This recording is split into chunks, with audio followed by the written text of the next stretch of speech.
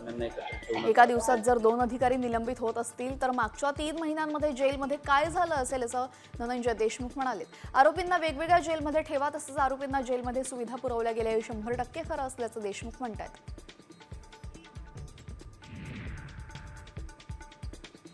जोरदार पाऊस न झाल्यानं जालना जिल्ह्यातील 3 लघु प्रकल्प कोरडे पडलेले आहेत, तर 23 लघु प्रकल्पांची पाणी पातळी जोत्याखाली गेलेली. त्यामुळे केवळ 19% उपयुक्त पाणीसाठा शिल्लक आहे. तापमानाचा पारा अधिक वाढल्यामुळे पाणीसाठ्यातील बाष्पीभवनाचं प्रमाण सुद्धा वाढलेलं आहे. लातूरच्या जळकोट तालुक्यामधील अग्रवाल तांड्यावर घागरभर पाण्यासाठी नागरिकांना जीवघेणी कसरत करावी लागते. यासाठी तेथील तरुणांना खोल विहिरीमध्ये उतरून तळाला गेलेलं पाणी काढावं लागतं.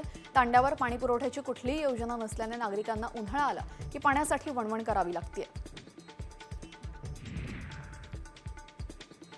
धाराशिवमध्ये महाविकास आघाडीच्या कार्यकर्त्यांनी आमरण उपोषण केलेले आहे. शहरातील 140 कोटींच्या विकास कामांना दिलेली स्थगिती मागे घेण्याच्या प्रमुख मागणीसह शहरातील डेपो हलवण्याची मागणी करण्यात आलेली आहे.